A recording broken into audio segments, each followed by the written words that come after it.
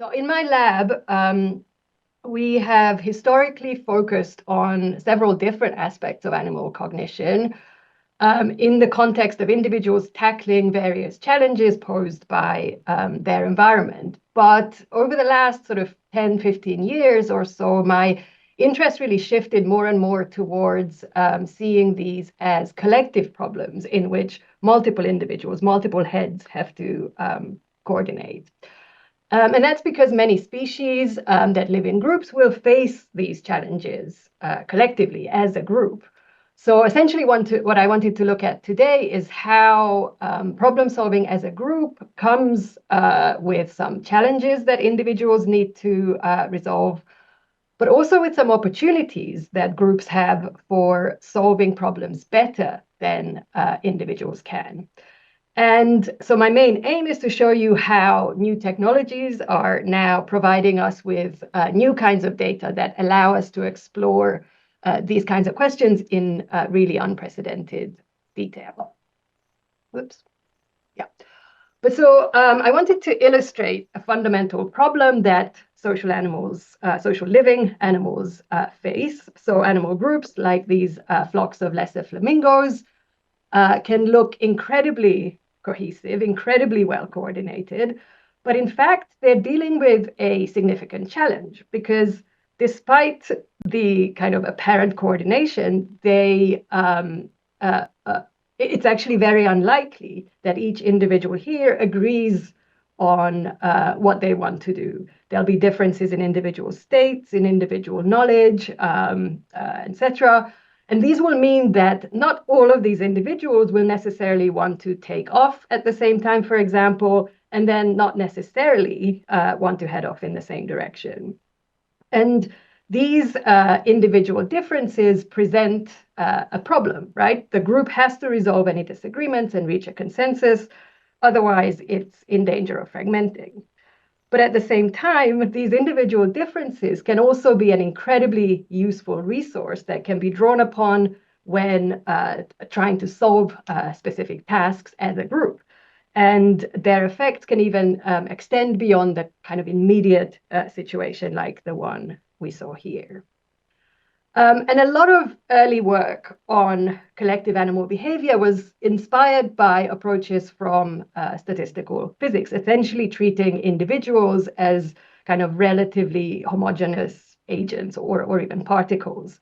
But as I just pointed out, that's not going to be biologically realistic. So I like this quote very much from the very well-known theoretical physicist Murray Gell-Mann. In biological systems, really, we are dealing with particles that are all different, right? They can all think idiosyncratically, they can desire different things, they can learn from their experiences, and so on. So that's kind of the complication that we're dealing with. And so for much of its history, ethology, or the study of animal behavior, tended to be a kind of pen and paper type exercise, right? And so the limits of data collection were really set by human observational capacity, both in terms of time and in terms of acuity. But really, in the last 2 decades or so, a range of biologging and other kinds of technologies have been providing us with much, much richer data sets and have really had a huge impact on our ability to record animal behavior outside of what is accessible to a kind of on-the-ground observer. And so I just wanted to give you one quick example of this from the work of a former PhD student of mine, Lynn Lewis-Bevan, whose PhD work involved GPS tracking wild baboons in Gorongosa National Park in central Mozambique. And what she was interested in was how well these baboons solved traveling salesman type problems. So essentially, how efficient were their daily routes that connect the different resource patches that they visit in a day. And from fitting baboons with GPS collars, which provided us with data kind of day and night over the course of a whole year almost, she has shown that the observed path lengths exceed the theoretical optimum, right? So the daily path lengths are longer than what the optimum solution to that traveling salesman problem would have been. And that difference increases as the task gets harder. So as the number of patches that they visit in a day increases, right? So that increases the kind of computational demand for solving this problem. So they get less and less sort of efficient compared to the theoretical optimum as the difficulty of the task increases. But they do better than a more simple heuristic of simply moving from one resource patch to the next nearest one, or this is the so-called nearest neighbor heuristic, nearest neighbor path. So they do better than that. So it seems they are solving this problem somewhat effectively, relatively efficiently. But there are many other nuances to this that I'm kind of glossing over, but I sort of bring this up because for me, it really raises a key question. So we know that each of these collared monkeys travels with her own troop. So then the question is how much of the decision-making and computation that's involved in this is performed at the individual level versus how much of it is actually distributed across the group. So in other words, how do individuals in a troop agree on what path to take on any given day? And that's something that I'll say much more about in the main part of the talk. Okay. And besides biologging, we've also been using various AI tools or AI-inspired tools to vastly enhance the volume of data that we can process now compared to human observers. So for example, we use convolutional neural network approaches. Oops, sorry, let me turn this down. Yeah. So we're using convolutional network approaches for automatically recognizing and labeling different individuals in video. That's what you can see here. This is based on facial recognition of these wild chimpanzees, as well as to perform behavioral classification, which you see in this second video. So here, the network automatically assigns a label to the behavior that these individuals are currently performing. And the point here is that we have a 30-year video archive of this chimpanzee community.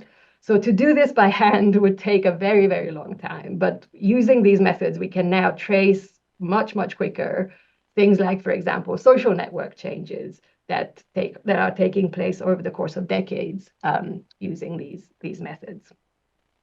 And then in the laboratory too, we're currently adapting Deep Lab Cut for the markerless tracking of marmosets. So this is markerless multi-animal tracking. We have multiple individuals working together on this task in the cage.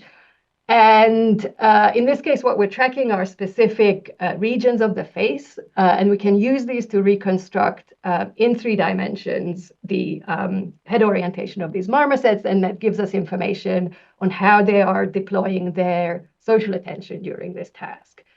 And that's something that we're also examining using high precision eye tracking. So what you're seeing here, the yellow traces that sort of appear on the video are the viewing monkey's eye movements that he's performing whilst watching these other marmosets in the video. So these are all sort of methods of recording behavior at scales or at resolutions that would either be kind of too time-consuming for human observers to accomplish, or simply just not within our ability to observe directly. Okay. So now let me take you back to the main topic that I wanted to cover today, which is how living in groups can produce some kind of fascinating upgrades in various aspects of intelligence. And so our main premise here is that groups of individuals can function as integrated information sensing, storing, and processing units that can exhibit superior cognitive powers compared to individuals, whether it's to do with sensing the environment or remembering things or solving problems or coming up with novel innovations. But to reap these kinds of benefits, groups do have to solve 3 fundamental challenges. And I've sort of structured the rest of the talk around these 3 challenges. So first of all, they have to remain cohesive. And when they're on the move, ideally, they should move as a group and without colliding with one another. And depending on the speed of movement, this might not be a trivial challenge, and they may need to have some kind of rather sensitive and highly tuned mechanism in place that allows them to maintain coordination. And then secondly, given that it's reasonable to assume that there are significant inter-individual differences within groups. So like I mentioned before, individuals might want or desire or know different things. How would any resulting conflict be resolved? So if a consensus is to be reached, some or all of the individuals will have to compromise on their individual preferences, otherwise they're in danger of breaking up the group. So what are the mechanisms that are in place that allow decisions to be made in cases where not everyone necessarily wants the same thing? And then thirdly, there is also an opportunity that is common to cases of collective problem solving, which is that individuals should be able to use others' knowledge or preferences as an additional source of information. But this can in turn, this can in turn lead to better collective problem solving. But the question is, through what mechanisms should one pool input from multiple individuals? Yeah, okay, so these are exactly the kinds of questions that we can get really detailed insights into using this fantastic model system, the homing pigeon, and they really are fantastic, partly because, or I think mainly because, we can really manipulate individuals in a variety of ways to really pick away at the kind of perceptual and cognitive mechanisms that underlie their behavior. So what our typical experiments involve is fitting individual pigeons with these miniature GPS loggers that they carry in a little backpack on their back. And then we take them away from home and we release them either individually or in flocks, and we get them, by doing this, we basically get them to solve various navigational tasks as they are making their way back to their home. And I think what's kind of particularly nice here is that we are far away from the laboratory and instead very close to what these birds would normally do in the wild. Essentially, they're solving problems in ecologically very realistic settings. Okay. And whilst most of the data that I'll go on to show you today come from these GPS trackers, we can also simultaneously fit birds with other kinds of sensors. For example, on this bird, what you see is a GPS tracker and an accelerometer that allows us to track biomechanical variables in free flight. So for example, what you see in these graphs are the dorsal body acceleration reconstructed from accelerometry data. And that gives us information about, in this case, wing beat frequencies, right? So essentially, each of these kind of peaks and troughs represents a wing beat. And thirdly, we are kind of particularly interested in the contribution of vision and visual attention to navigation and flock coordination. So we've also developed ways of tracking visual attention during free flight. And we do this using two types of head-mounted sensors. The first, these is an inertial measurement unit that you can see in this picture here that attaches to birds' heads through this kind of custom-made wire mask. And what it does is it will log movements along 3 axes, so yaw, roll, and pitch. And so essentially, it functions like an eye tracker, and that's because birds' eyeballs are fixed in the sockets, and they tend to shift their gaze by turning the entire head rather than their eyes, because they can't move their eyes far enough. And so the nice thing here, and I'll show you what these reconstructed head movements look like. So the nice thing is that each sort of shift of the head essentially corresponds to an attentional shift initiated by the bird. So we get head saccades. This is the kind of bird equivalent of a primate eye saccade. So these sudden kind of jerky shifts in head direction are essentially correspond to what we might think of as saccades. Okay. And then finally, we also fit pigeons with head-mounted cameras, and those things really give us a nice pigeon eyes view of the flight. So what I'll show you here is a small squadron of our pigeons just setting off from a release box on a journey back home. And the video here gives you really a nice idea of just how complex this visual landscape is that they're navigating through, but also how they you get sort of a sense of how they might be attending to each other and to the landscape while they are solving these kinds of spatial tasks. And I'm not sure it's going to be visible on Zoom, but you might be able to see these kind of small jerky movements of the camera. So those are these saccadic eye movements that signal that the bird has now shifted its attention to something else. Okay, so let me then start with challenge one. How do these birds, so I'm going to focus the rest of this talk on pigeons. I hope that's okay. So I'm going to go through how they deal with each of the three challenges that I mentioned earlier on. So first of all, how do these birds fly as cohesive, well-coordinated flocks? And understanding how collective motion arises through self-organized mechanisms. So in other words, through local interactions between neighboring units, like the rotating dogs that you saw Simon show yesterday. So that, how these self-organized mechanisms work in these flocks has long interested both theoreticians and empiricists. And not just flocks, we have insect swarms and fish shoals and so on that all perform these kind of highly coordinated, impressive group movements. So understanding how these coordinated movements occur really is something that's long interested both theoreticians and empiricists, but for much of that time, most of the progress that was made came from theoretical modeling, partly because data with high enough resolution just wasn't available. And probably the most influential model has been this one. So this is a model proposed by Ian Cousin and his colleagues, and it's based on multiple forces and, importantly, on multiple concentric interaction radii between neighboring units. So the idea is that our focal individual sits here in the middle, and if it senses another individual within these different zones, concentric circles around it, it will respond to these neighbors. But how it responds will differ according to which of the zones that neighbor is in. So first of all, if a neighbor is found in this zone, the outermost circle, the so-called zone of attraction, then the focal individual will be attracted to it and it will approach it. So this leads to kind of the basic cohesiveness in groups.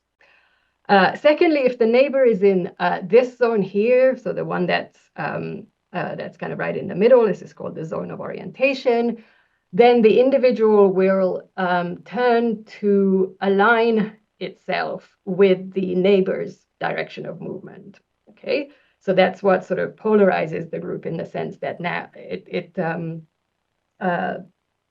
makes all the group members basically head in the same direction.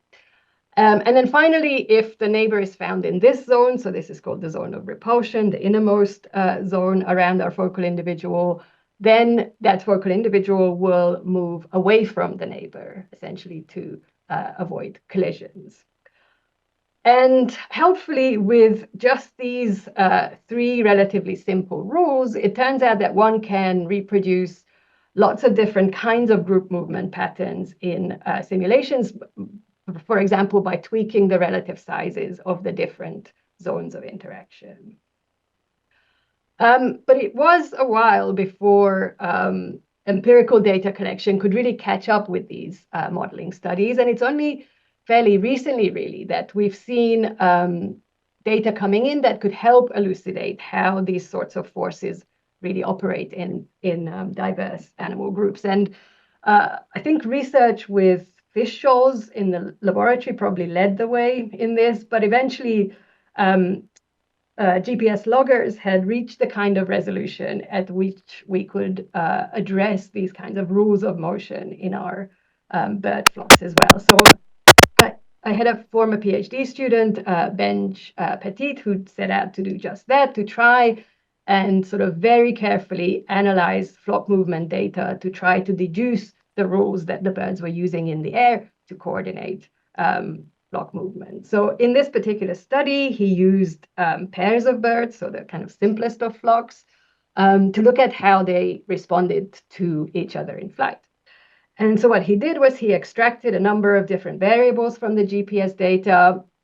So for each positional fix, he determined the distance between the birds, their instantaneous headings, the differences in their instantaneous headings, and their responses as a function of these variables at the subsequent time steps.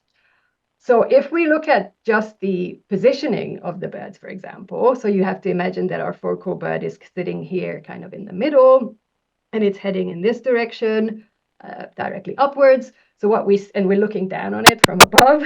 So then what this heat map shows you is that the location of the partner, which is indicated by the colors of this heat map.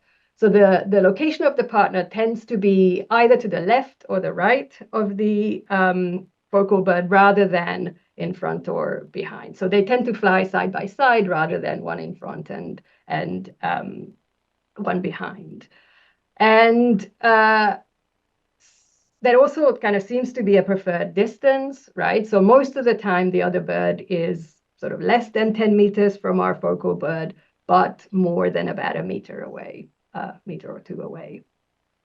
And then just as importantly, we also see in the data evidence of the three interaction forces that are posited in the cousin model that I have introduced before. So avoidance, alignment, and attraction.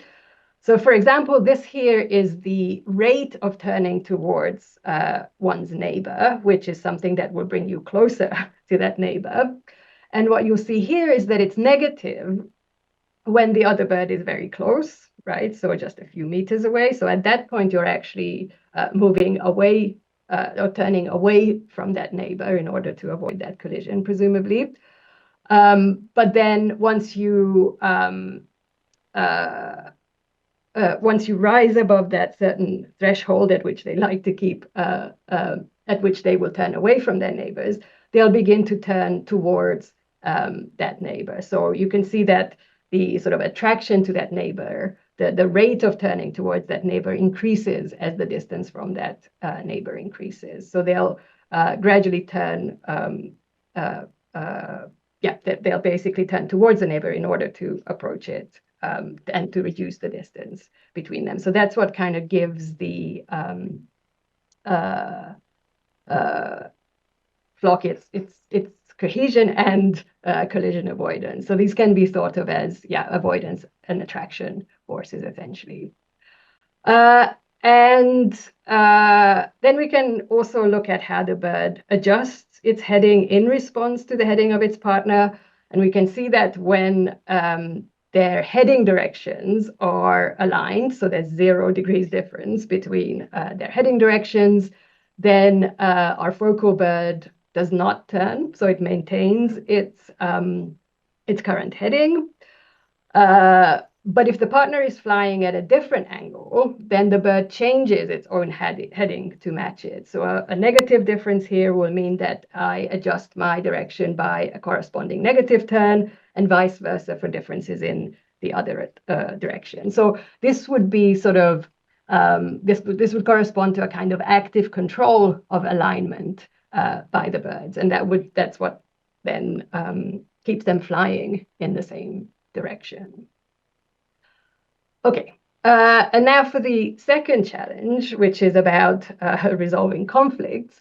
So I mentioned this at the beginning that organismal systems, biological systems, are really different from physical ones in that the units are really not completely identical, right? So even though a bird flock or a fish school or even a large human crowd can seem fairly homogeneous, it is a biological reality that these groups will not be made up of individuals, will be made up of individuals who know different things or want different things, etc.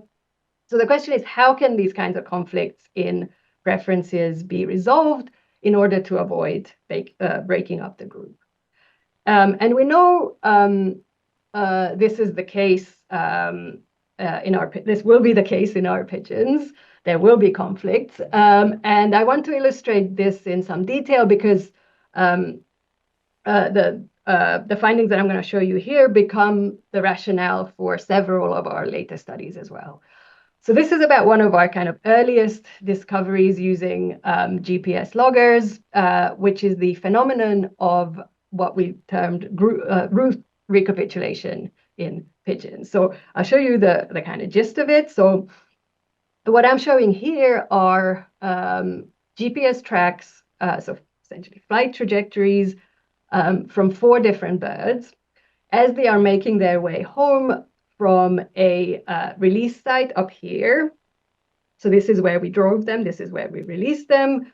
And their task was to make it back to their home loft, which is down here indicated by the black circle. So each of these 4 birds was released 4 different times, 4 consecutive times from this site. And what you'll immediately notice, I think it pops out very clearly, is that there is a lot of variation, both within and between birds. So you get a lot of detours and a lot of indirect routes home, and no route is like any of the others, basically. But the key point here is that these are the first 4 times that each of these birds was released from this site. So what I want to show you next is what happens when birds continue to gain experience. So next, I'll show you in red the last 4 of a series of 24 releases, and they're really striking. So these are now flights 21 to 24. So we are, in between these, the birds had done 16 other flights. But what you'll notice immediately is that each of these birds has now settled on a specific route, right? They repeat these routes extremely faithfully. They do it on every occasion. And crucially, you can see that each individual has a different favorite route, right? Some are more similar than others, but really each is individually distinct. And not only that, but many of them also remain really quite inefficient, right? They don't fly as the crow flies. They seem to take these kinds of detours even in these kind of favorite routes that they end up picking out. So, and to some extent, this might be surprising because these birds move in 3 dimensions, and in theory, they're not constrained in their movements by the landscape, right? And yet they keep sticking with these relatively inefficient routes. And just as an aside, we think that probably the inefficiency in space may be offset by efficiency in terms of cognitive demands. So the birds are probably using a chain of memorized visual landmarks rather than computing a new route each time. And probably just like us, there is a sort of cognitive ease in following a well-known or a highly familiar route, right? We all know this phenomenon that most of us will take a familiar route to work each day just because then we don't need to think about it. We don't tend to explore new routes to work on a daily basis. Okay. But what's the most important part of this for our purposes is that the routes are strikingly idiosyncratic, right? So different birds will have different preferred routes. What I'm showing here are the preferred routes of 12 different birds, all of them flying from the same site, which is at the top, back to their home loft at the bottom. And what the kind of 2 things to notice really is that these birds recapitulate these routes extremely faithfully, right? So I think there's 3 routes per bird plotted here, and they're all pretty much highly similar. And then B, the routes are highly idiosyncratic, meaning that each individual has its own preferred route, its own kind of opinion about what the right solution is to this particular navigational problem. And so then we can run our first experiment, which is a collective decision-making scenario with just one obvious manipulation, which is to release pairs of birds together. And they will want to fly together. Pigeons naturally flock. They prefer to fly with a companion rather than by themselves. But now they're going to be facing a conflict, right? Because the two birds will want to go different ways, even though they're trying to get to the same destination. And we can also effectively create various levels of conflict between individuals by giving birds the task, this task of solving the problem together. But we can vary that level of conflict by sort of the targeted pairing of different birds whose solo routes we already know. And so in these animations, what I'm going to show you are the sorts of things that happen when you release two birds together, each of whom has its own preferred route. So like I said, they're trying to get to the same destination, but they have different ideas about how to get there.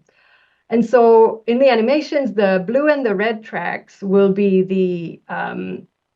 the solo preferred routes of the two birds that we're going to put together. And then in yellow, I'll show you what happens during that paired test.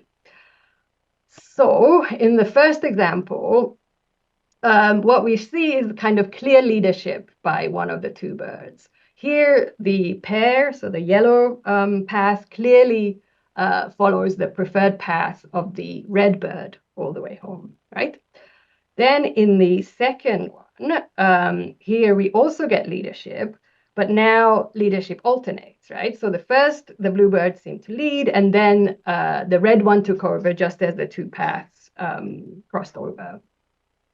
Here we're going to have an intermediate scenario or a sort of form of compromise where birds first fly along the bluebird's route, but then at some point they sort of switch to flying almost exactly in the middle, almost exactly halfway between their two routes.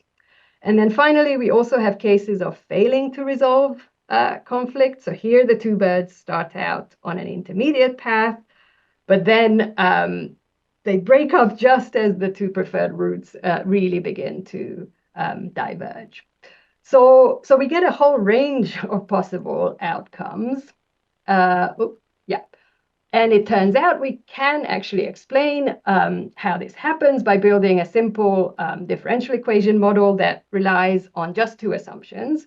First, that birds are attracted to their own routes, which we know is the case because they do very faithfully recapitulate their own routes.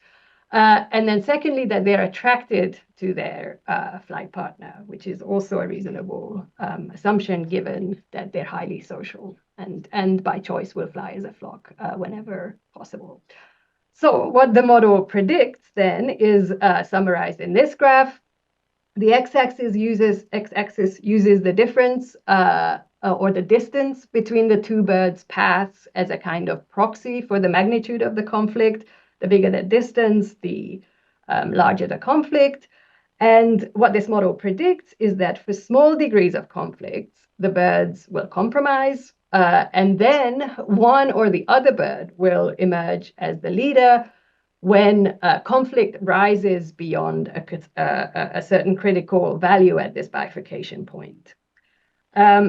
And so here's our data from real pairs of birds, which has a shape that actually sort of maps quite nicely onto that prediction. When we can even confirm statistically the presence of this bifurcation point. So that suggests that even with our simple assumptions, we can demonstrate that the different outcomes, whether it's leadership or compromise, can actually arise from the same decision-making process based on the balance between some relatively simple and local forces acting on individuals in a kind of self-organized fashion. So we're not positing any kind of communication between the birds or any kind of sophisticated decision-making. It's almost as if there were sort of two rubber bands pulling on each individual, and the paired flight essentially becomes the point at which these kind of stabilize. Okay. Can we then scale up these results to larger groups, right? So this is a visualization of a flock of, I think, 9 birds based on GPS data recorded at, I think, 5 hertz resolution, so 5 data points, 5 fixes per second. And whilst pairs are the kind of easiest flocks to understand, and that's why we started with them, modeling these kind of larger groups actually gets quite complicated quite quickly. But it turns out that we can find alternative methods of analysis that can give us insights into what sorts of input different birds have on the flock's overall movement decisions. Specifically, we can disentangle the influence of each individual on every other flock member in turn using methods borrowed from statistical physics, directional correlation delay analysis. So these were developed for the pigeon movement data by Matt A. Nodge during his PhD, and then when he was a postdoc in my lab. So it's quite a complicated diagram, but I'll try and describe it simply. So in essence, what the model involves is taking pairs of birds within the flock in turn and comparing the sequence of kind of directional changes that those birds make over time.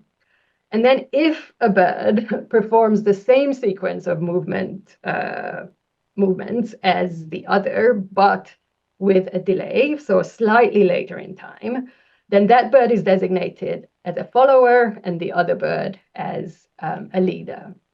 Okay, and you can do this for all possible pairings of birds within the flock. Yeah, within the flock. And so what was then quite unexpected for us was that these pairwise leader-follower relations in the flock seem to condense into these nice kind of multi-level hierarchies. So for example, birds near the top of this hierarchy, like individual A here, tend to be followed by all others, whereas individual M here is followed by all others within the flock except A, whom it follows, and so on. And there is some fluctuation in the system, but the overall position of each bird in this hierarchy is relatively stable. So what this means roughly is that most individuals in the flock can have some influence on the flock's direction of movement, but certain individuals consistently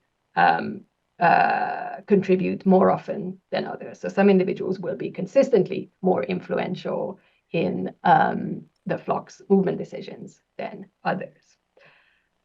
But so then the next obvious question was, what drives this hierarchy, given that it is relatively stable from flight to flight, for example? What gives each individual its kind of respective place in the hierarchy?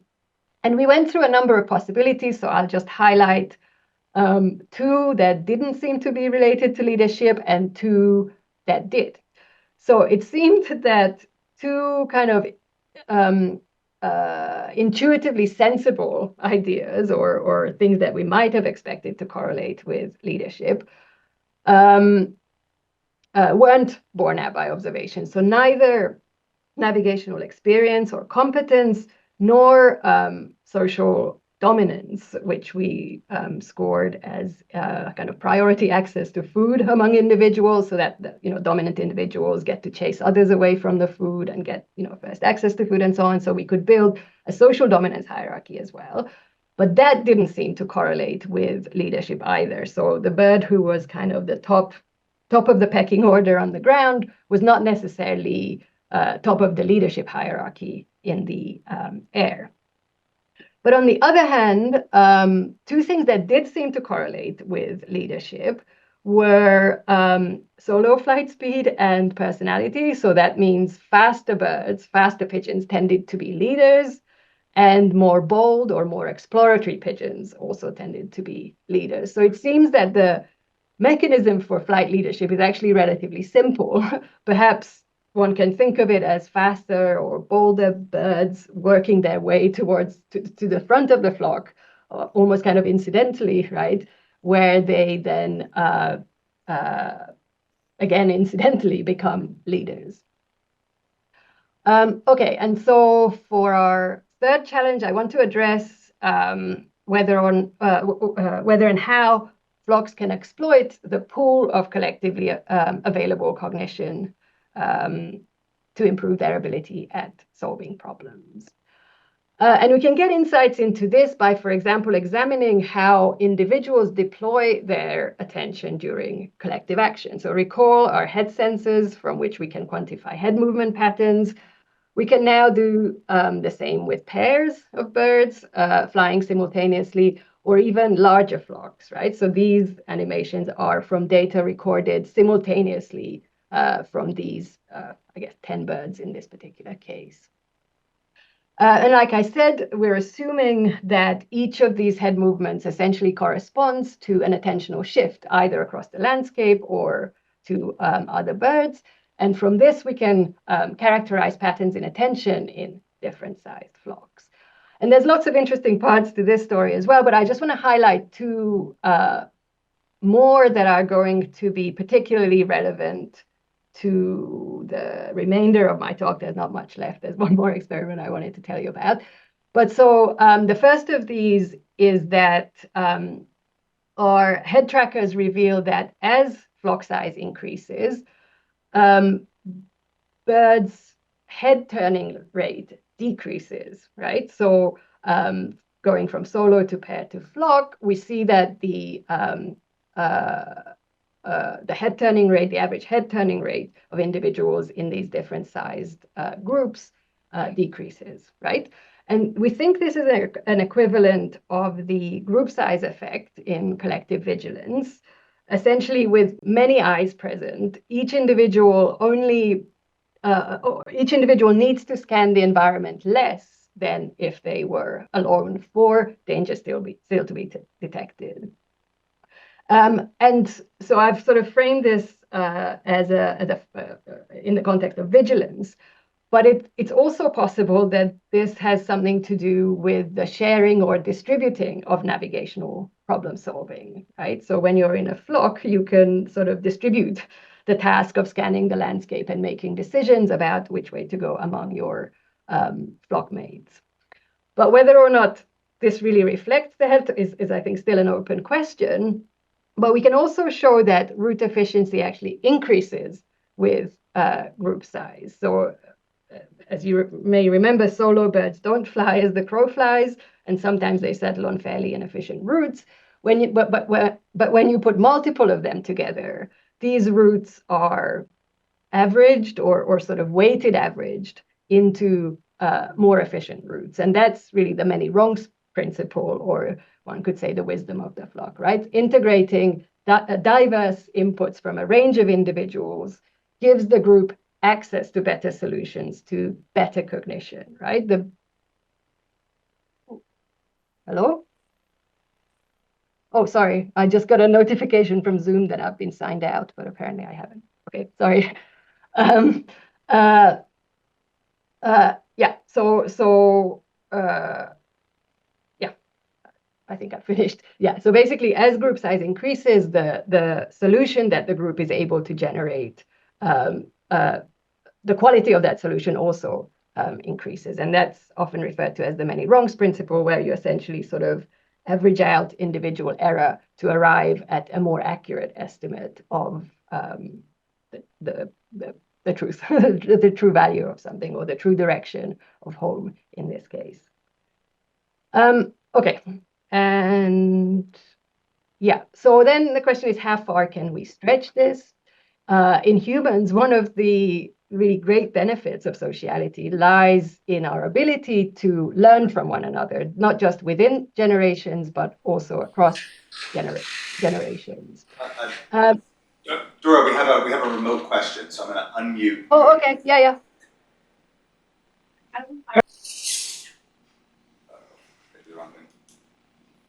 What? Okay. Cody, go ahead. Maybe raise your hand again.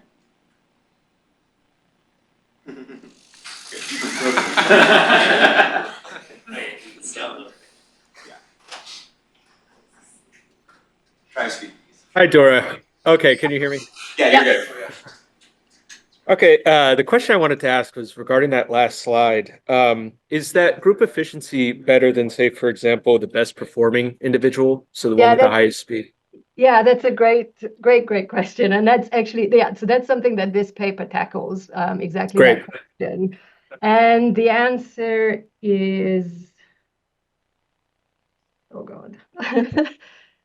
So they do better than, no, they don't do quite as well as the perfect average of their routes, I think. But they tend to do at least as well as the best performing individual. So I think they don't always outperform the best performing individual, but sometimes they do. That makes sense.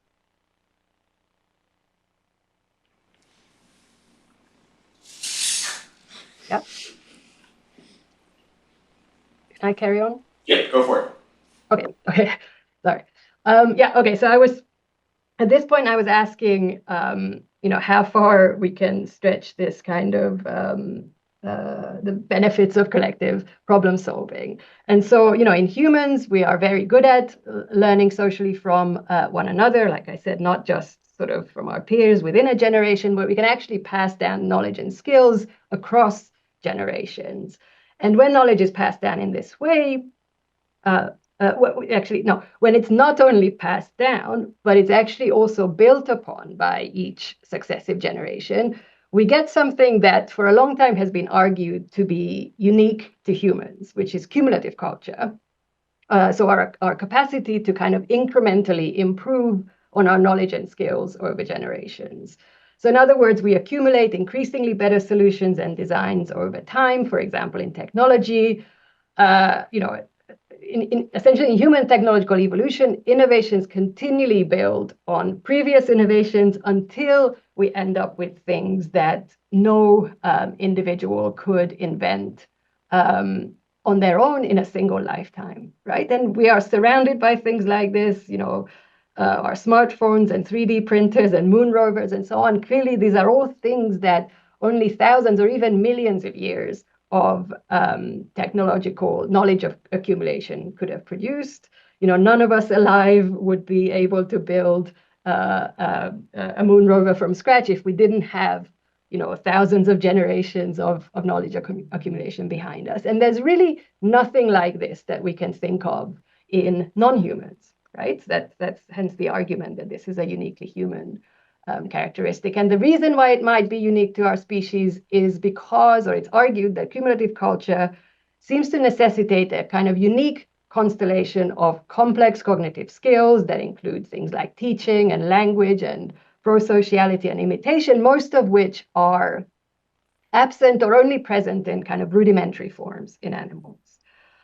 But so my argument here would be that this might be a limited way of thinking about this problem, and we could actually enhance our perspective through an interface between collective intelligence and cultural transmission, specifically by looking for these phenomena in previously overlooked contexts, like the generation and transmission of travel routes in collectively traveling species. So that's going to be the final experiment that I'll tell you about.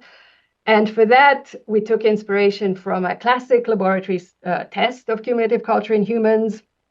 So here, Caldwell and Millen instructed small groups of human subjects to cooperate to build as high a tower as they could out of spaghetti and plasticine. But they didn't give everyone a chance to work on the task at once.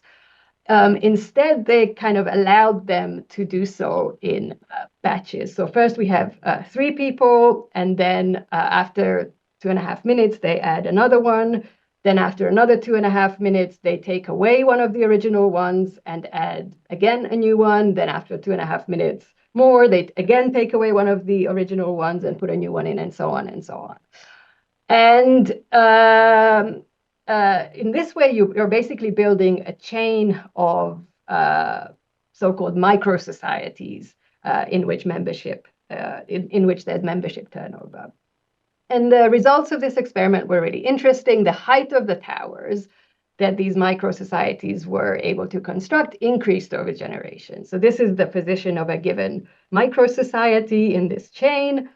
And this is the height of the tower that they were able to build. And what you see is that this mean height goes up, and that suggests that knowledge and skills were kind of accumulating in these societies as micro-societies as the generations progressed. And so we ran a spaghetti tower-like transmission chain study with our pigeons. We created micro-societies in which we paired birds up. We let them fly together 12 times. Then we would remove one of the originals. So they get 12 releases as a pair. And then we throw out one of the individuals and add in a new one. And then this pair gets 12 releases again. And then again, we throw out one of the originals, put a new one in. They get another 12 releases, and so on and so on. And so we ran 5 successive generations like this. We had 10 independent chains, so 10 independent replicates of this whole thing. And at the same time, we also had 2 types of control birds that were,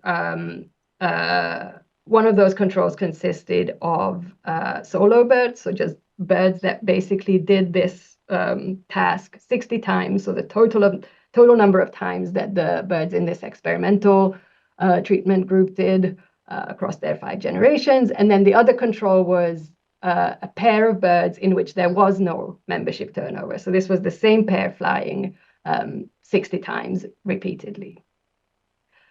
Okay, and the results were really nice. So here's route efficiency, which is basically how close to the beeline, which we take to be the most efficient route, how close to that beeline the subjects flew, either as these kind of generational pairs, that's the experimental, the red ones, or as solos in black, I think, and then also the fixed pairs. So those are in blue. And we're only really kind of interested in the final performance of each generation as the sort of spaghetti tower that they've managed to build in that generation. So if we look at just those, so these final, the efficiency of the final flights of each generation, then what we see is that the performance in our micro-societies is still improving. So that's the red line. Whereas it seems to have plateaued in the individuals and in the fixed pairs. They got up to a certain point, and then no amount of further training actually managed to get them to improve. And it's not a massive difference, but it is significant by these by the time of these last 2 generations. So I think here we have a case where adding diversity to the group with each generation, essentially we're kind of shaking up the status quo every time we take out a bird and replace it with a new one and a completely naive one. But that sort of shaking up or sort of, knocking them out of their comfort zone can actually lead to better collective solutions to problems over time. And not only that, but these solutions get retained in groups over successive generations for the next generation to improve upon. And so if you accept that this is something like cumulative culture, then I think it's nice because it suggests that you don't need sophisticated cognition like those things that have been suggested for humans. You don't need those to still have this kind of progressive improvement in solutions to problems over generations. I think there's a question from Cody.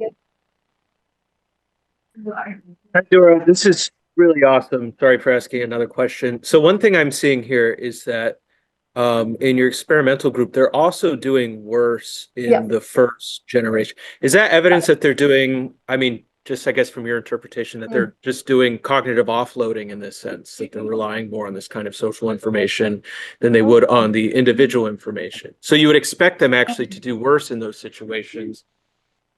They were just doing this on their own. Yeah, that's a slightly different, the cognitive offloading is a slightly different twist on this. So the way we've thought about it is that every time you add a new bird, that bird is naive. So it doesn't have a favorite route yet. It doesn't know the terrain very well yet. They do have some, so this is, this is a homing pigeon specific Mm. factoid. So they still have some sense, rough sense of where, what direction home is, but it's very sort of noisy, right? So what you're basically doing at the start of each generation is that you're adding noise to the system, right? So we've interpreted that decrease, and yeah, that was an excellent point, actually. We're really interested in why this big sort of drop happens, and then the recovery actually takes you back above where these kind of stable, the blue and the black stable lines are, right? So we interpreted that as a kind of, yeah, you've kind of thrown some noise at the system, so it's gotten worse. But out of that noise, you can pick out bits that are actually good, right? So some of those, some of the changes to the route that the new bird uh, facilitates or brings about, some of those changes are going to be good changes, like they're actually improvements on the route, and some of them might be bad ones. So we were kind of thinking that they possibly have some kind of mechanism for filtering these out, that the bad noise, and just keeping the good noise. But we haven't quite explained this, I don't think, fully. And I actually have a grad student working on this right now, kind of trying to understand the relationship between that drop and then the kind of subsequent improvement that they managed to get to by the end of the generation. I have a question too. Can I also ask a question? Yeah. Maybe I missed something, but isn't there supposed to be a distinction between culture and cumulative culture? Yeah. Because one way to read this plot is all the learning happens in one generation, and then, they could do it on their own or something. Yeah. Culture is supposed to be you can accumulate something beyond what could happen in a single generation. So I'm just curious, what do you mean by these words, and what is So wait, can you so culture would so yeah, in this context, I guess, what exactly should the difference be? okay. So I haven't got the plots up here, but if we look at what these actual routes looked like, then you can see that within each replicate of the experimental group, so the 5 generations, each replicate kind of each replicate is one chain of 5 generations, right? So we have 10 of those. And within each chain, the routes that they establish are different from between chains. So you get this within chain passing down of information, but between chain difference in what those routes actually look like. And so that on its own would satisfy the biological definition of culture, which is that you get sort of intergroup differences in behavior that are at least in part socially maintained by social learning, right? Because in each chain, these birds are learning from one another what the preferred route is. But what we're seeing is that in the in the pair controls, right, that knowledge it's kind of already built up by the end of the first generation, and it's being passed down, and it's being passed. Oh, sorry, that's not right. It's not being passed down, but it's being maintained without any improvement. So we give them a bunch of time to get better at this, but they're not improving on it. So you could argue they have culture because they're passing on this kind of group unique bit of knowledge about what route would take you home, but they're missing that cumulative aspect, right? Which is that once the next generation receives the previous generation's input, they take it, but they kind of improve on it. They copy it first, and then they add to it. So the copy exists in the experienced individual who makes the jump from one generation to the next. But then that copy is sort of tinkered with by this naive bird, this new bird that we're adding to the pair. Dora, you're basically at time, so I don't know if you want to do a... I think I'm done, actually. Okay, great. Yeah, I had one more slide, which is a summary. So what I was hoping I would give you a flavor of are the kinds of questions that we've been able to addressed through the use of biologging technology and other tracking technology. So we've been able to provide, I think, novel insights into the mechanisms underlying coordination and problem solving by animal groups in their natural environments. We also saw that some relatively simple behavioral rules can scale up to produce coordination and complex group level phenomena, which in turn give groups of organisms perceptual and cognitive powers that are beyond those of the individual. And this is the sort of message from this final experiment I showed, which is that I think through the lens of collective intelligence, we should view groups really as generators of innovations, not merely as repositories. So in most culture studies, the group is really where is a pool of individuals who have the ability to learn from one another, but not necessarily sort of innovate together, right? And that's kind of my point here, that you need the group in order to innovate novel solutions that can then be passed down from generation to generation. And it's this that would give them the scope to scaffold cumulative improvement in collective problem solving. Yeah, that's the end of my talk. And this is just a quick thank you to a huge number of collaborators and also funders who've contributed to various bits of this work. Thank you.